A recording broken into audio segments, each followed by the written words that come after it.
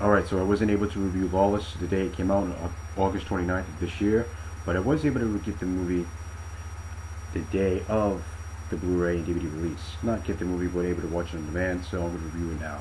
The movie takes place during the Prohibition era in the 1930s, where two brothers, played by Tom Hardy and Shia LaBeouf, they sell moonshine, and it's illegal. Obviously, it was illegal back then. And then they try to get away with it. Basically, they try to keep it a little secretive, but the black market comes out, and it's just like they're put on the spot, and there's no way, to just continue on what they're doing without getting caught.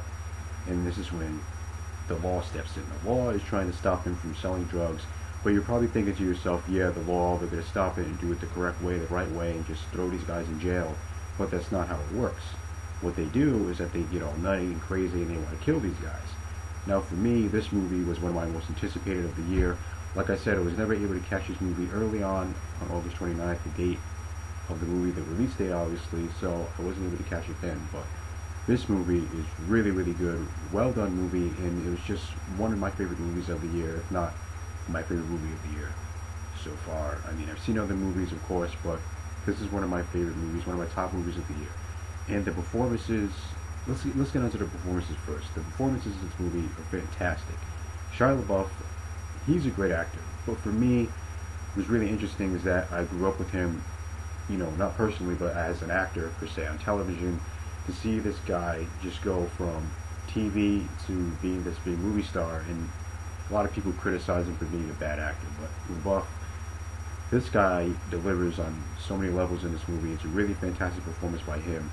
Tom Hardy is great as well. I mean, what's really cool about his character is that he's a soft-spoken type of guy, but it's badass in a way. He's basically Bane in the Prohibition-era in the 1930s. He's always that soft-spoken guy, but he doesn't say much at all. He doesn't say much at all here, but it's just badass. He's not going to say anything, but he's going to get his brass knuckles on. He's just going to punch you right in the throat, and he'll just be like, whisper a couple times, and that's it. And really soft-spoken character, but he's badass. And a really stand-up performance is, I don't want to skip Jessica Chastain in this movie. She's really great as well. Really, really good in this movie.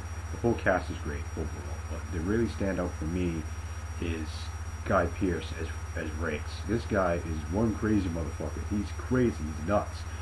As soon as you see the first scene with him, is he got this little part in his hair.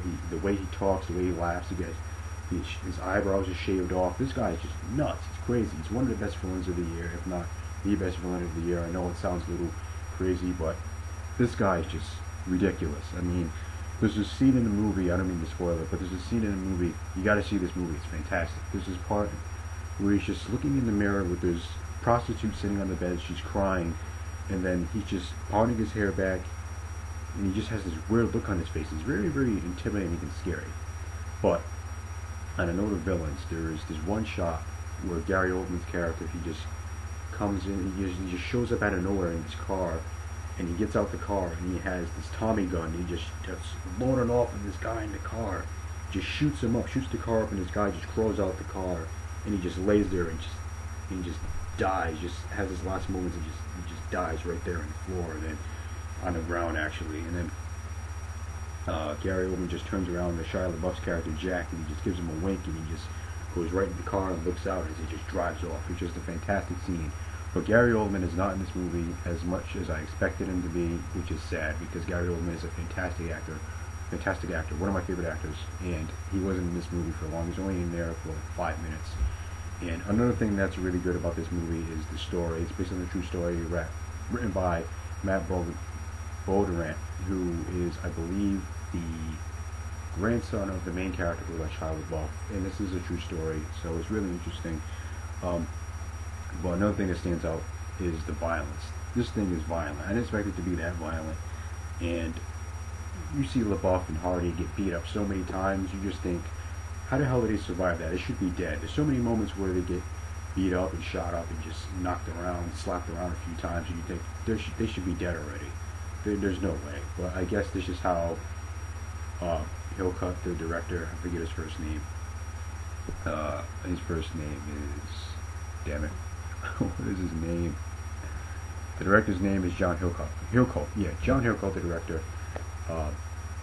Great direction for this one, for this movie. I knew he directed another Western. I can't think of it right now, but Prohibition is another one he directed in 2005.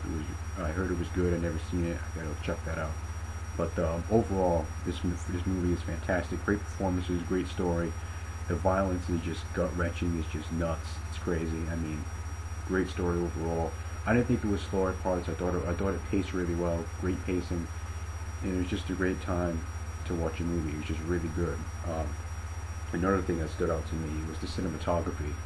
The cinematography on this thing in HD is just fantastic. I mean, what I really found interesting is that Roger Deakins, the cinematographer for Skyfall, helped out with the cinematography for this movie, and it was just really good looking period piece. Fantastic film, great film to look at, great dialogue, great acting. It's just an overall good time, and I'm gonna give this movie an A+. So feel free to comment, like, subscribe, and I'll catch you guys later. Peace.